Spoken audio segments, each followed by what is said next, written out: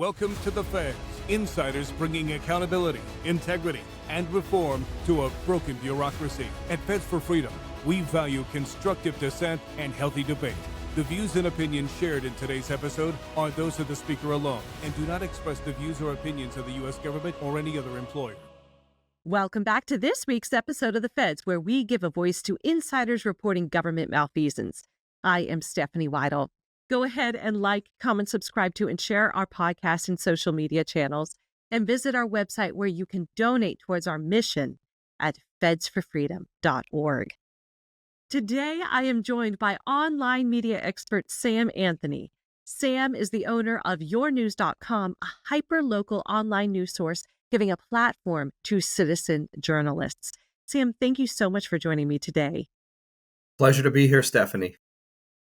Sam, who are you? Tell us your background. My background is I grew up in Chicago, outside suburbs.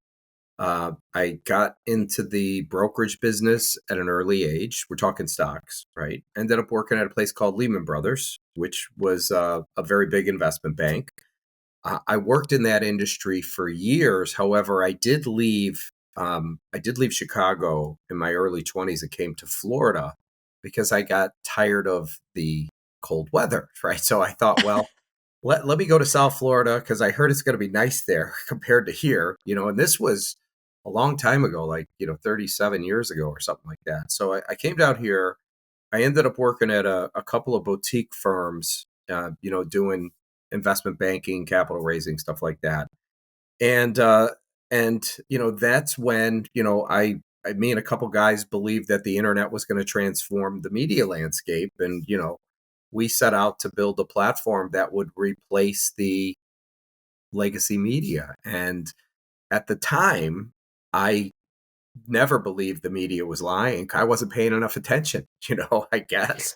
For me, everybody has a moment where they finally realize, holy crap, and for me, that moment was when Trump won the election in 2016, simply because every single news outlet just turned on him and started manufacturing stories. And then everybody was just fighting him tooth and nail and trying to stop every common sense thing he did. And that's when it hit me that, wow, we got a problem here, even so, we still hadn't evolved in our business. I mean, everybody knows the legacy media is not going to survive. Everybody, at this stage knows it. When I was doing this, nobody even bought that story. Today, everybody's just like, are they still printing that paper? I mean, do you still read that? I mean, I still, my neighbors are in their 80s and they still get the Palm Beach Post delivered to their house. And, I don't think there's many, but, the circulation of that paper is not very good. I know back in 2000, they were doing, I think, about 160 million a year. Keep in mind, our market was smaller than a New York or a Chicago, but that's a lot of money for a market this size. And I don't know what they do today, but it's probably 20 or 30 million at the most, if that. I mean, it's just a minuscule. As a matter of fact, I talked to somebody over there and I asked them how many news reporters they had. That was 5 years ago. They said 20. They had 1,600 employees. 1,600 25 years ago. 1,600. Now, I don't know how many of those were news reporters, but you got to guess it had to be at least 150. So have you asked your neighbors, why do you keep getting this newspaper? Well, I don't really have to. They don't even know what Rumble is. Okay, so they have flip phones, right? So they're not they're not on the internet. So they're very nice people, but they do not like Trump because CNN tells them how bad he is, and MSNBC tells them how bad he is, and he's a criminal and he needs to go to jail. But listen, I'm not a liberal fan. I'm just going to tell you right now, right? But when you're talking about people that don't really have the other side and all they're hearing is disinformation, then, you can't blame them. They're just, they're subject to whatever it is they're hearing, and they believe the mainstream media. They have no idea they're lying. That's what the issue is. So there's the problem right there. So Sam, what is the job or should be the job of the media? To report what happened and cover both sides. That's pretty simple, right? You want to have both sides so that the consumer can form their own opinion about what happened. And as I'm sure you know, that's not the case with the legacy media. And I'm gonna, we've had this conversation, Stephanie, but I'm gonna tell you, back in the 80s, there was almost 500 independent news outlets. Today, there's 6. So what happened was you had mass consolidation in media. And now it's all owned by 6 institutions. And so that's why when you see these TVs like with Sinclair Broadcasting with the 50 markets or however many they have all saying the same thing at the same time, that's called centralized news. So the people reading it can completely disagree, but they're not going to get a paycheck if they don't read it. So they're just reading straight off a teleprompter. It's not really news reporting. Somebody else did the work to write that. It obviously was sent to all the media outlets, and all they're doing is reading it off a teleprompter. So the good news is, none of them are going to survive. For the audience, if you think it's because they're lying, that has nothing to do with it. The legacy media is not going to survive because it's an antiquated product. And it's the same for the same reason that none of you have ever sent a telegraph. It's because somebody created a phone. That's the only reason you haven't sent a telegraph yet. So when you look at what Stephanie does and you see all the podcasters on all the, whether it's YouTube or whether it's Rumble or BitChute or any of these places, if you take all the audience combined, it completely dwarfs mainstream media. And they've become the next mainstream media. What I do organizes it all and it localizes it all. However, when you have somebody like Joe Rogan, who is bigger than Fox, CNN, ABC, MSNBC, and what did I miss? ABC, I said ABC, NBC, all of them combined in one day. You have to know that people are consuming information in other ways, and more people trust him than they do the mainstream media. And there you go. So it's all but over. So, and I know I'm getting a little ahead of myself, but what is yournews.com that you have started? We're a platform. And ultimately, and I want you to hear my words, what we do will replace the legacy media. Okay. Now, keep in mind, I didn't say we will. I said what we do. Somebody else could create the same product and beat us to the punch. The thing is, there's nobody else. But what your news is it's a hyper local news platform. Best description, our website looks like any news website with massive scale. So we operate in every city in the United States with the ability to target ads by zip code. Closest model to me is Facebook. And we're not in the same business, but that's the closest model because they sell ads around user-generated content, and they could do it to one zip code and everywhere in between. And so can we. It's just different content. We have news-related content, and news is not what you had for dinner last night. Where's people? I have a friend that posts his meal. Here's what I had. Everybody talks about it. So this is a hyper-local news platform, and what sets us apart from, a Breitbart or The Hill, which are great products, which are there to fight disinformation of the legacy media, is the local part.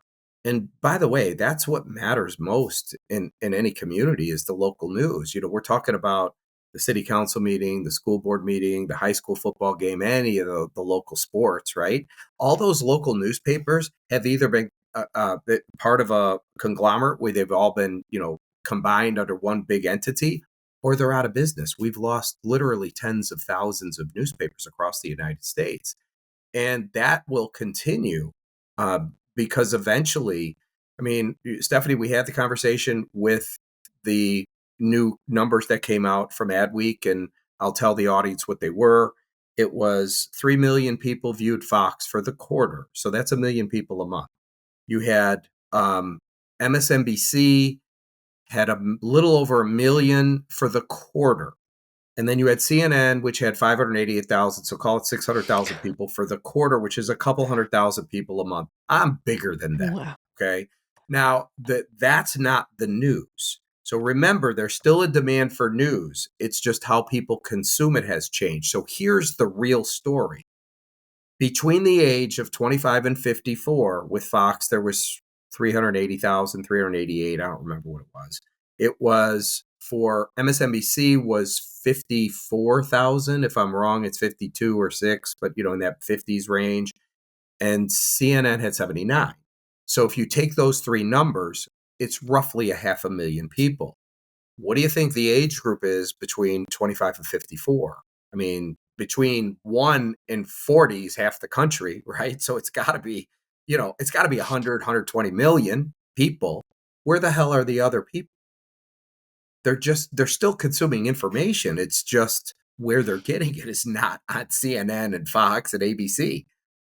What? Do you think some people, though, have turned off everything because they can't take the barrage of bad news? Yes. As a matter of fact, I would do that if I didn't have to come on shows like this. I find that every time I see all these clips, because I have to be informed on what the enemy's Right. doing. So when I see all these clips, all it does is enrage me and I walk around pissed off all the time. So yes, I would do the same thing. I would much prefer to be playing golf oblivious to all this stuff. Yeah, I Mm. do. I'd love to see those numbers to Would see that, who act and I could tell you there are certain people within my own extended family who are definitely in that group. yeah, it's frustrating to see stupidity going on and how people can justify it. I mean, I was Yeah. looking at something today. I mean, New York, what's her name? Kathy Hochul or Hochul or whatever the hell her name is. I mean, they're bound and determined to bring as many illegals into New York and completely turn that into the crime district of the world. And you're like, for what? Who does it benefit? And we all know who it benefits. They're going to make them voters because nobody else is going to vote for these people. Yeah. That's the only answer. I mean, so that could be a conspiracy. But remember when the legacy media was lying and we're thinking to ourselves, who's paying these people? Why would somebody say something like that? And then it turns out that conspiracy became reality when Elon Musk and Doge went in and found literally billions of dollars flow into the mainstream media. 160 Right. million to 6,000 journalists, $37 million to Politico. I don't know how many billions across the globe and in our own. Okay, so therein lies the problem. And here's the comical part. It's your tax money. And that's why we had this conversation. The IRS believes that 40% of the taxpayers in the United States are not going to file taxes this year because they're basically going to do this to them. That's it. Wow, 40%? 40%. And like I told you, I would do the same thing if I wasn't going to be taking this company public, simply because it would create. So let me get this straight. I got to give you money so you could give it to somebody in Atlanta who has a nonprofit that is going to, what did she say it was? I can't even remember her name. I'm getting pissed right now. In Georgia, that is going to take, they're going to help people to get appliances that are more cost effective. And so she got 2 billion of the tax money to go to her, which then gets funneled out to other NGOs and other shell companies, which then goes all the way back and comes back to the Democratic Party. Then they take your money and they pay for for all the other Democrats to be able to put them in power so they can continue power. So I don't know when you're going to say enough is enough, but I got to tell Right. you, if I wasn't doing what I was doing, forget it. I ain't sending you a nickel. Come after me. Now, Sam, do you know what happens to people who don't pay their taxes?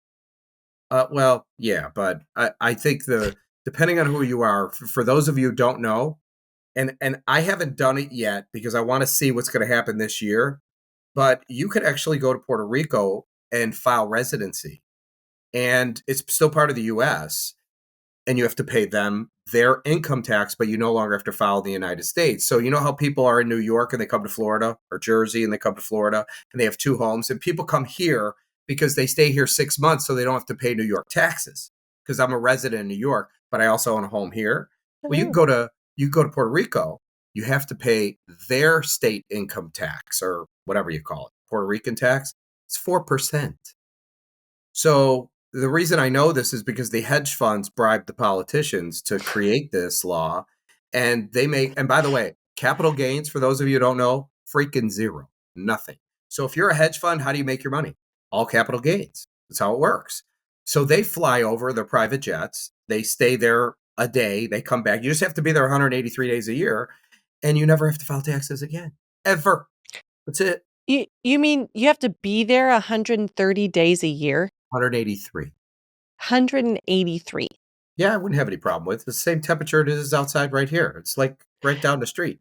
It's just no difference. And you stay in a hotel. You do it in the summer. And if a hurricane comes, you don't even have to stay. Through COVID, nobody had to be there for 4 years, 5 years. And they Wow. still never had to file income taxes.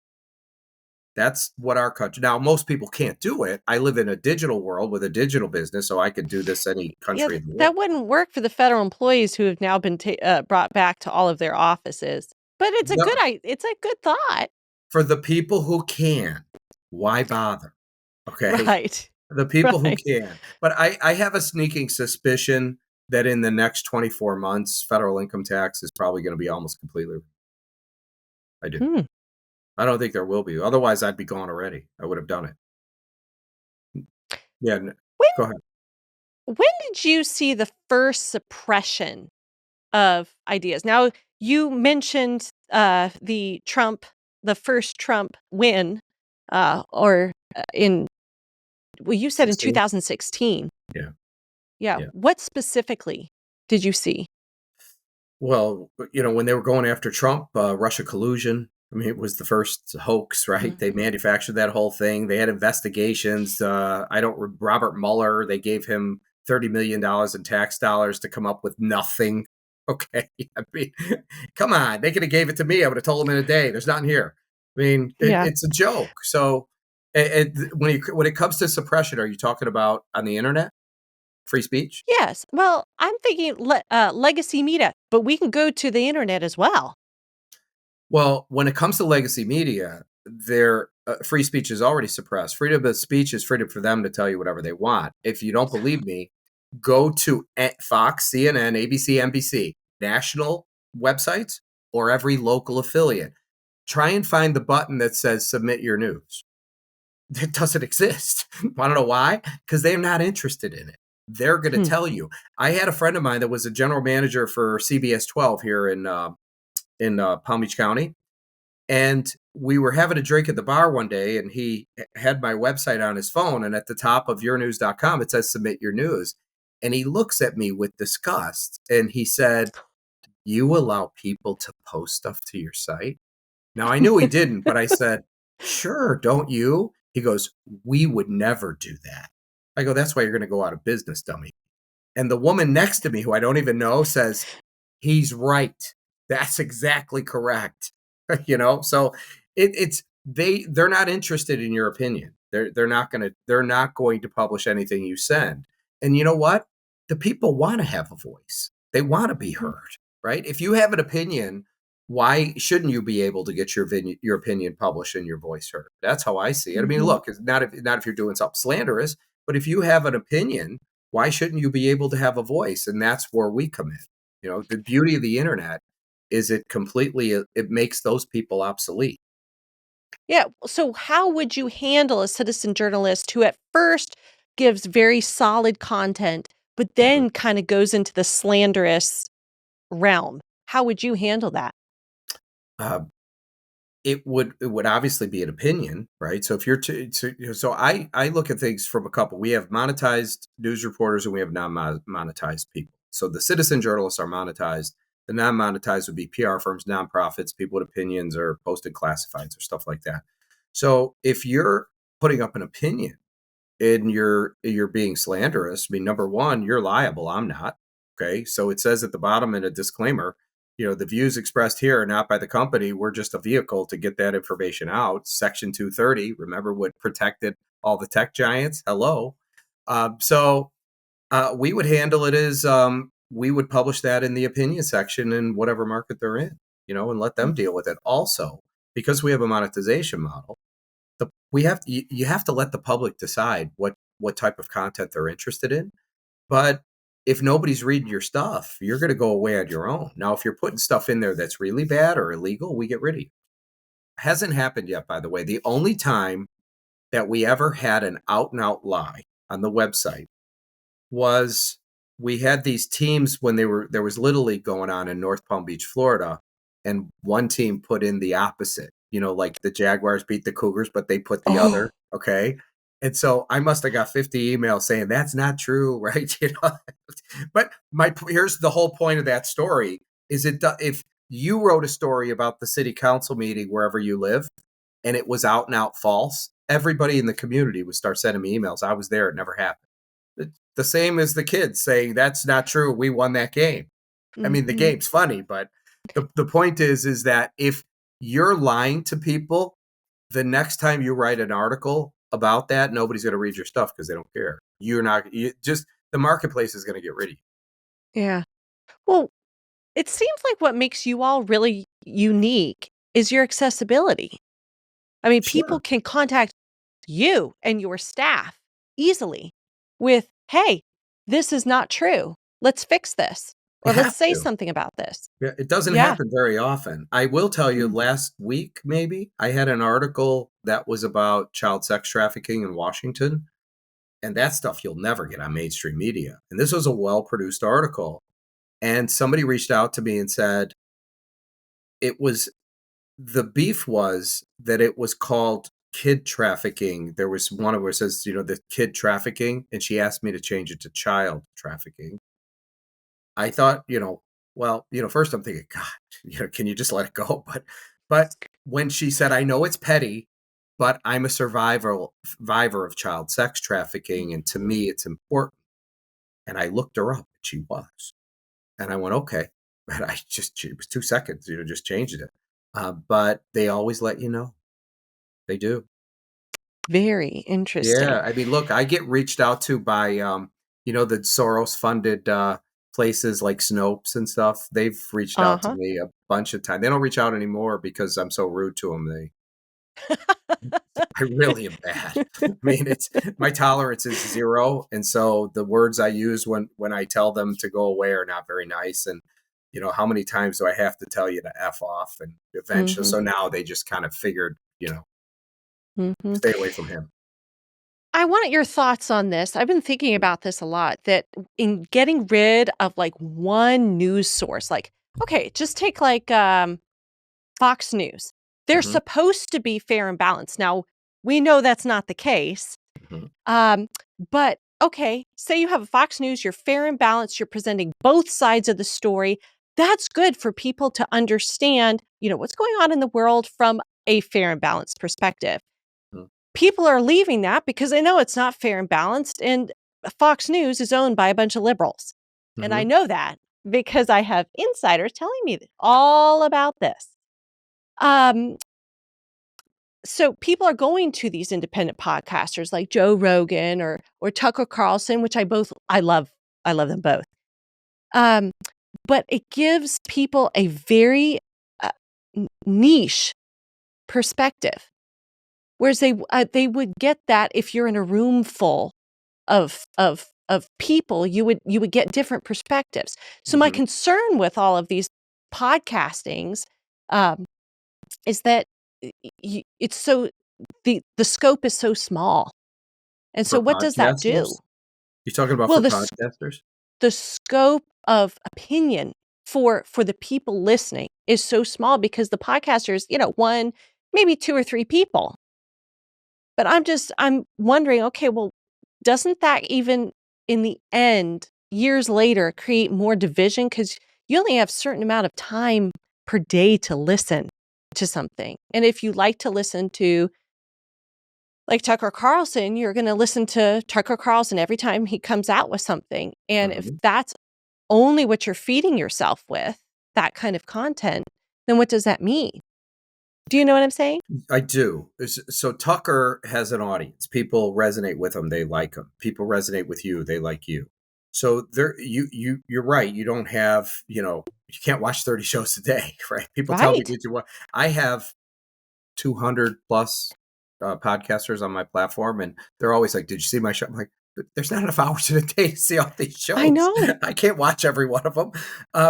So it's, what I see it is, when you wake up in the morning, what was always the thing people did? They'd either turn on the local news to hear what the local weather is going to be and any of the news going on, or maybe they went out front and picked up their newspaper and they read about, the high school football game or whatever's relevant to them. So what I'm doing is bringing back the local paper. So let's say that we have a podcaster, it could be Tucker Carlson, which I don't have, or it could be somebody like Sarah Westall, who I've been on her show, and I've seen some of those shows get up to 200,000 people that watch it, right? So that's a lot of people. Well, while they're there, there's all the local news as well as all the national news. Scanning the paper, you're going to read the section that's relevant to you. An example, Stephanie, is if you absolutely can't stand golf, you are never going to read it, right? So it's out of the way. So you're going to scan the articles that are relevant to you, and you're going to stay informed. You're going to read some headlines. You're going to go to business or entertainment or whatever's relevant to you, and then you're going to start your day. So all I'm doing, remember, the newspaper business model has been around for 200 years. It works. This is the exact replication of the physical world, minus all the print and distribution costs. And it puts the power of the press in the hands of the people. The people can actually contribute. So there's nothing really different that I do other than I provide a vehicle for news and information. And at the end of the day, I'm just a platform. But I get what you're saying. So they're going to watch the shows they want.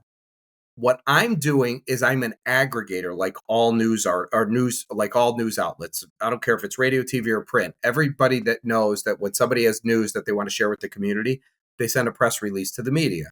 News organizations aggregate all that, and they decide what they're going to air or publish. So what our platform is an aggregator of all of it.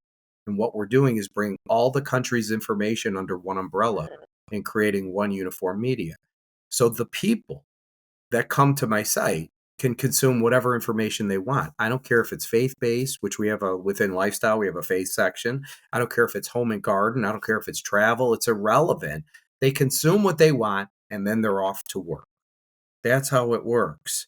So it's basically, the same business model, just with a different printing and press and a different paper is all it is. With public participation, which is what drives the audience. Yeah. People are better off reading their Bibles in the morning instead of turning to the news for their first thing that they see. Yeah. Listen, if it was good news, if everything was good, it wouldn't be on the news. The only thing they report is Oh, bad that's so news. true. Yeah, why would you have it? Hey, today somebody did something nice. No kidding. That's the way it should be. We wouldn't have this podcast unless there was a lot No. wrong with the world. Yeah. So, look, we have this podcast today because technology exists to be able to do it. And all those people on YouTube or Rumble, if we could go back in time 30 years ago, that did not exist. So how many people wanted to become a broadcast journalist but couldn't because one of the networks wouldn't hire them? You only have so many positions. I don't know this to be exactly accurate. I know that there's 170,000 people on LinkedIn that call themselves student journalists. I'm guessing you probably have double or triple that's in school. I don't know if you would know, but it's got to be 500,000 plus. For all I know, it's 1 million people. It just seems high, but where are these kids going to get a job? No, it's like that every year. It doesn't matter if it was 20 years ago. So if you have a 500,000 people in all these universities coming out of school every year, are there 500,000 journalist jobs? You see what I mean? And now with the main entities collapsing, who the hell's hiring? Nobody. Well, but then you have another wrench into this. It's AI. What part is AI going to play in citizen journalism? Well, being in the business, I know what it's going to play. It's a tool that's going to be used. So let me tell you, like, I use it all the time and it's phenomenal, but it's not it's not going to show up at the high school football game and write the story. And if it does, you need to run. It's called the Terminator. Okay.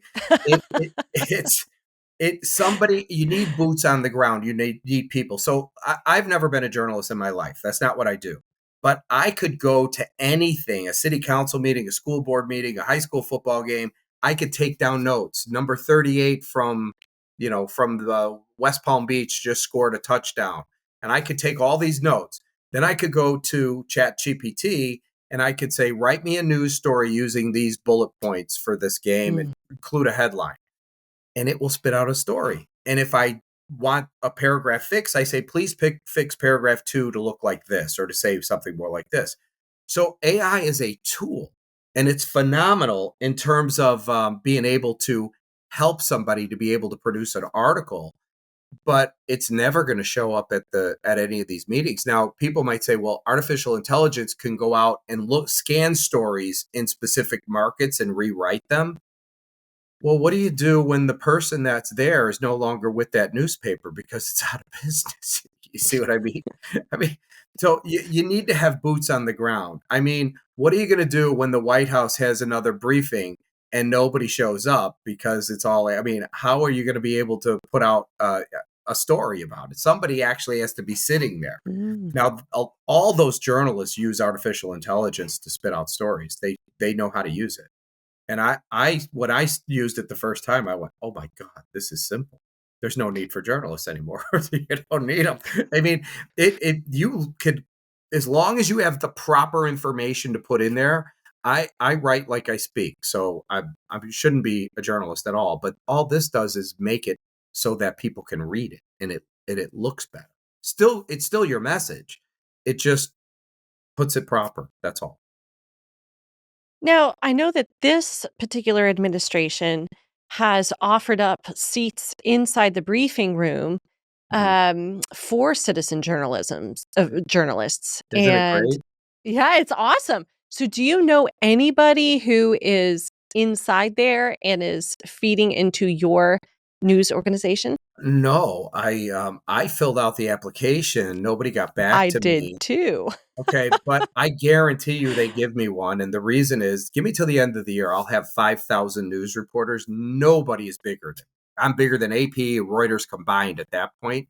So, so I'll get one. It doesn't matter. I'm not gonna go. But what I'll do is, like I had a week or two ago, somebody from Fox that was the Washington correspondent filled out my citizen journalist application. Ooh. Yeah. Is there trouble going on right now? So that person, may reach out to me to say, "Hey, how do we get in there?" And then I'll do it again. They'll let me in. What I really think they need to do is completely get rid of mainstream media. You're not here to help. These people's audience far exceeds yours, so just listen to what they say and write a story about it. Wouldn't that be Hmm. crazy? I know I wouldn't let them in.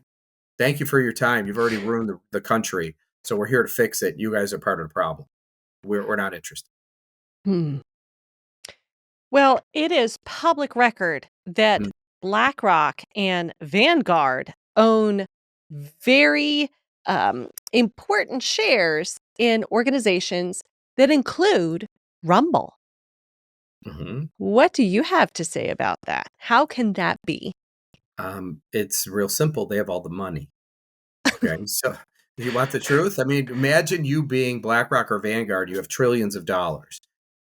You have to use the money. So they're just buying things that they think might have a shot. Look, you have what is it called, Public Square, which is Michael Seifert, which is that website where they were trying to compete with, where they're going to create another Amazon with parallel economies, blah blah blah blah blah. I mean, it's but when they did the public offering via a SPAC, which is a special purpose acquisition company, they didn't allow people like you to buy stock in that. It was all extreme high net worth and institutional players. Vanguard, the last I checked, they had owned 38%, because those are the monies that come into those deals.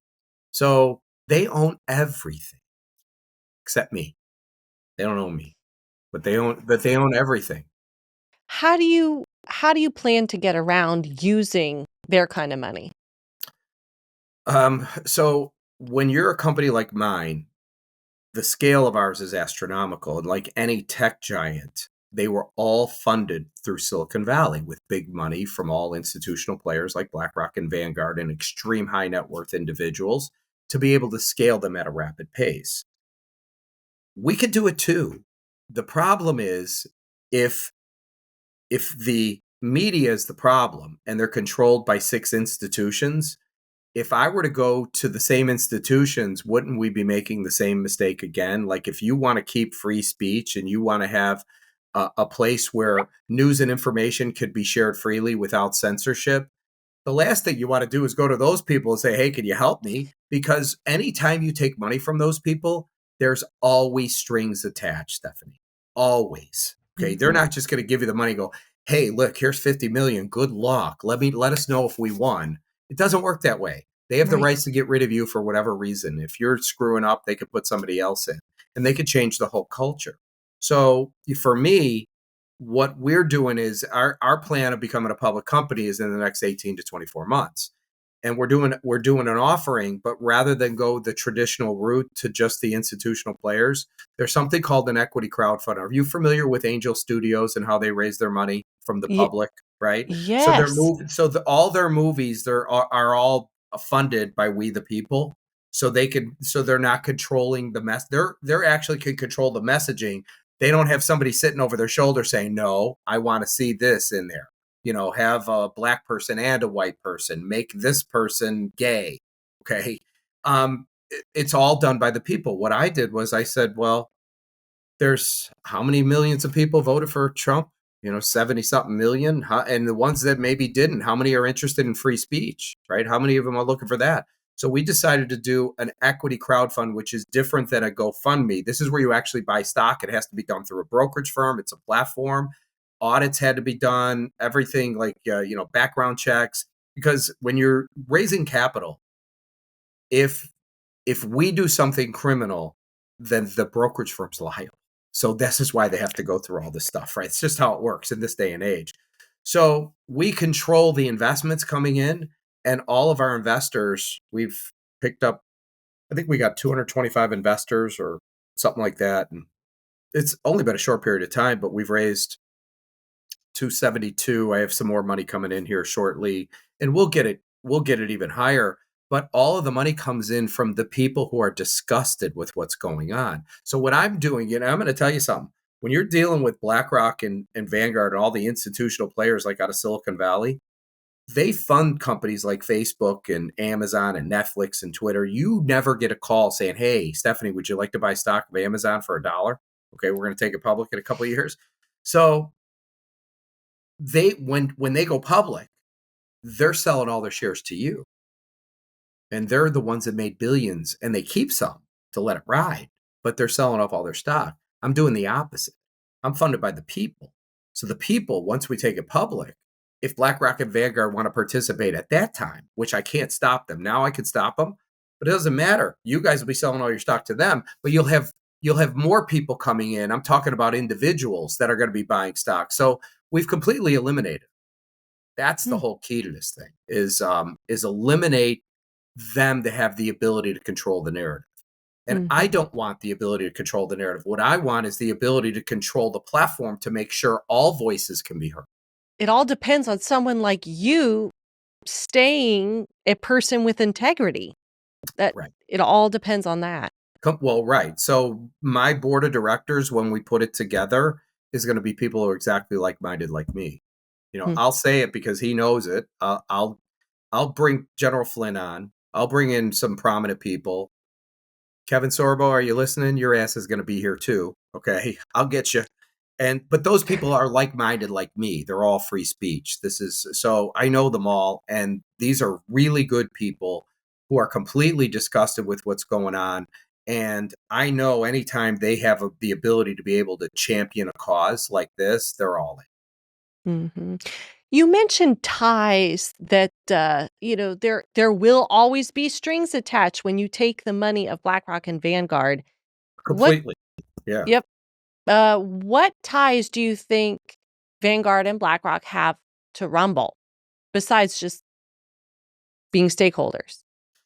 Well, it's going to come down to, are they going to raise more capital, right? Are they going to Mm, bring in more cash? Is there things like is BlackRock and Vanguard going to participate with that? Because I don't know the cash position of Rumble. I don't know what their expansion goals are.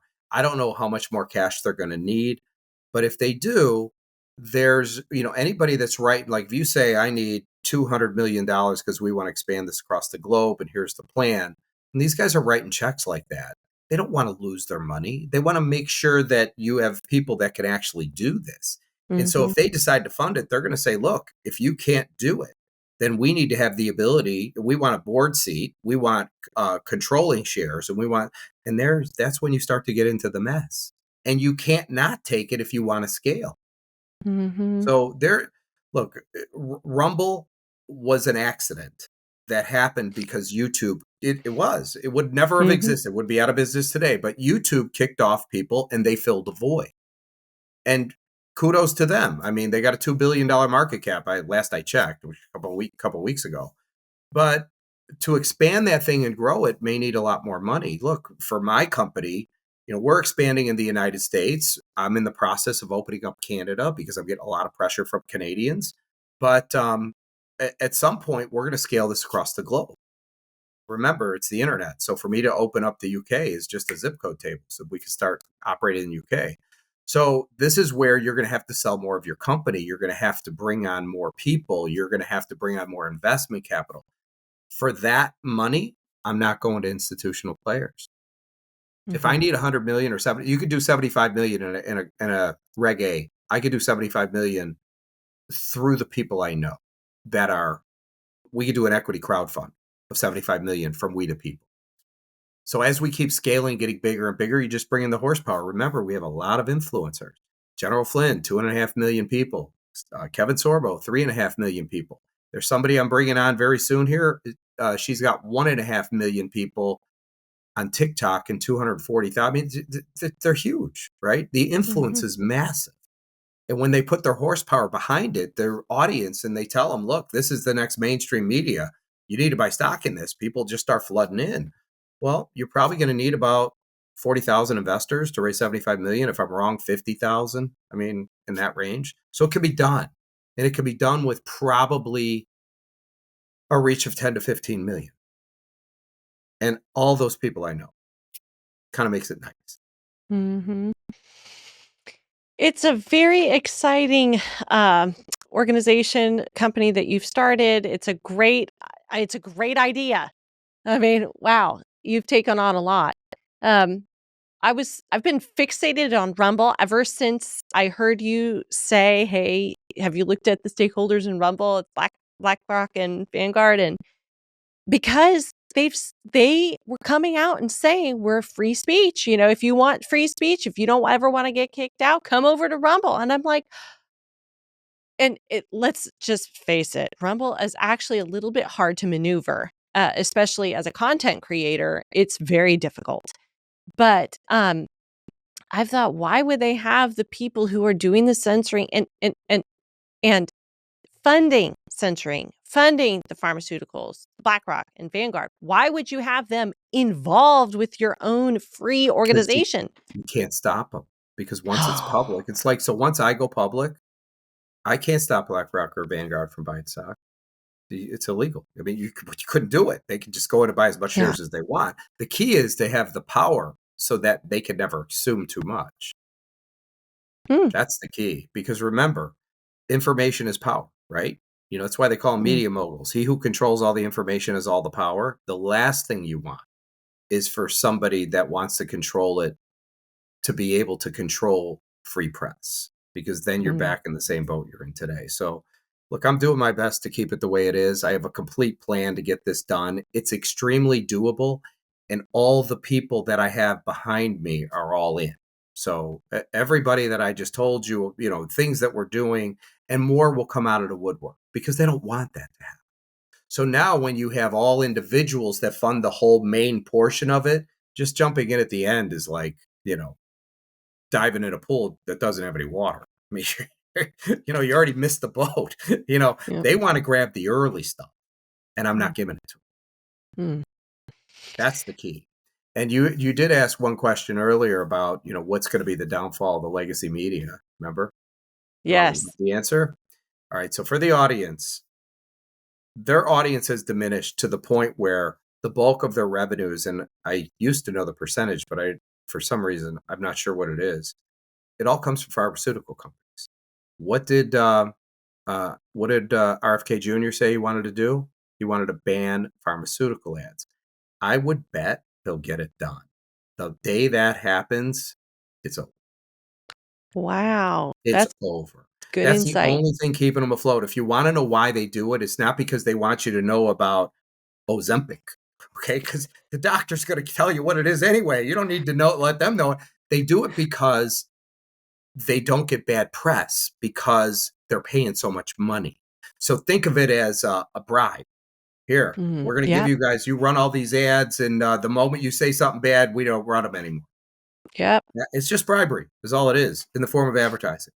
They make so much money off of this. Their ROI is through the roof. It's a 3,000%. Once they create the product that costs them a tenth of a cent and they're selling it to you for $27 a pill, it's massive.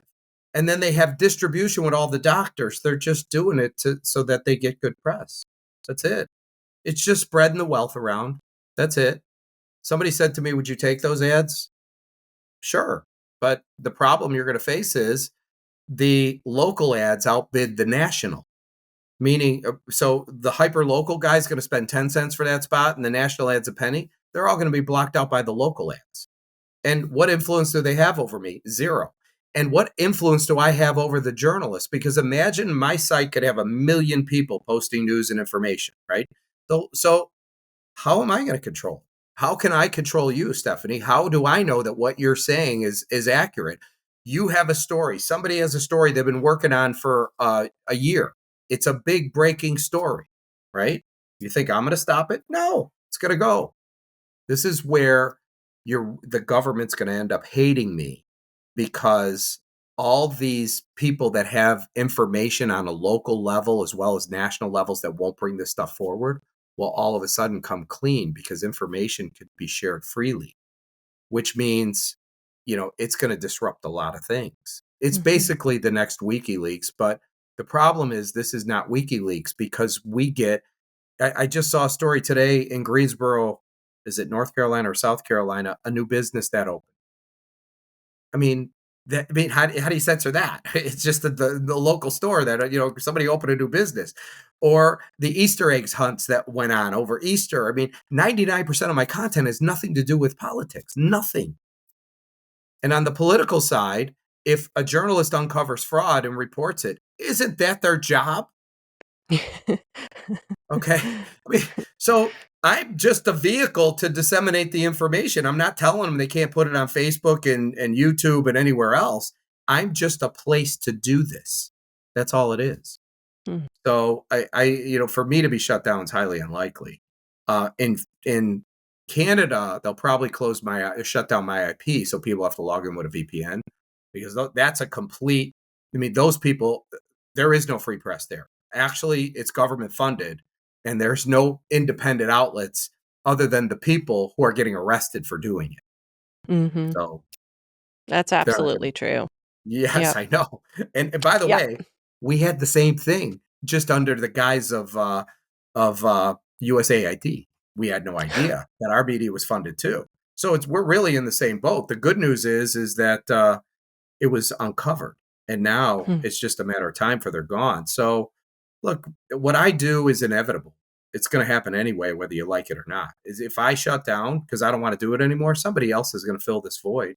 Remember, YouTube kicked off 10 or 20,000 people, and Rumble's worth $2 billion today because it filled the void. Okay, if I showed you the 750,000 people on LinkedIn that are looking for a place to get their content out, if YouTube decided to take all those people back, everyone would go. Rumble would be screwed, because they're the 10,000-pound gorilla. It's just the way it is. They have all the money, all the advertisers, and all the traffic. In my case, by the time I move those people over to our platform, it's over. We own it. We are YouTube for this space. Make sense? Yep. These are very interesting insights. I have one question for you. Sure. If the average American citizen could do one thing to combat the corruption that we have seen in our country over the past 5 years and earlier, what would it be? Completely shun, the legacy media, start looking to alternative news, and, start supporting people like you, or what I am is an aggregator of all of them. Right. And so as we get bigger, the amount of money that's going to come in from the ad revenue is going to support them even further. So I would say, just know, and this is the true stuff, because I see things through my lens like you see things through your lens. And I think we have really good times coming ahead. Like all this stuff with the stock market and tariffs is all BS. It's all going to go away. Like 5 years from now, it won't exist. Okay. You'll actually have a real stock market, that's not false. You're going to have companies that have the ability to be able to expand and grow overseas that never could because of the tariffs that were put on us, right? So all of this, like the way I look at the stock market is basically everything just went on sale. You really think Microsoft's going to go out of business because of this? Do you really think that Apple's going to go out of business? No, not a chance in hell. So if their stock's worth half the price, this is like a BOGO, right? Just give me more, buy more. I think it's all optimistic. I think at the end of the day, there's going to be a lot more uncovered. I know a lot of people are aggravated. Nobody got arrested so far because of all these crimes that, have been committed. I do think that by the end of this year, you will see a lot of people in jail, a lot of big names. I think this is just my opinion. I think they're going to get the Clintons. I think they're going to get the Bidens. I think they're going to get Obama. I think all the people that, we talked about, from the, not Bernie Sanders, but who am I thinking of?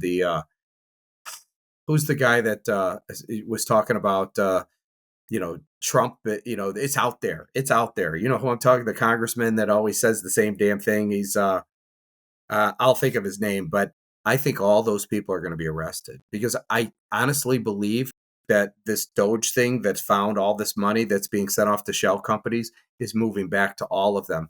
And for those of you who are saying, well, how can you believe that? Well, Jasmine Crockett, when she got into Congress 2 years ago, showed her net worth of $29,000. She's worth $10 million today.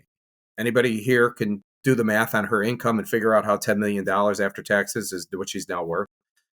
You name it. Nancy Pelosi, what's she worth? 100 million, 200 million? Is it mathematically possible? The answer is no. So what's happening is they're doing it through bribes and kickbacks, and they're funneling it off in a way which seems legal, but when you control the Federal Bureau of Investigations, and by the way, did you see the email that they uncovered where Obama sent to Comey saying, do not prosecute Hillary Clinton? Did you see that? Okay. I don't know if anybody's aware of that, but that's a freaking crime.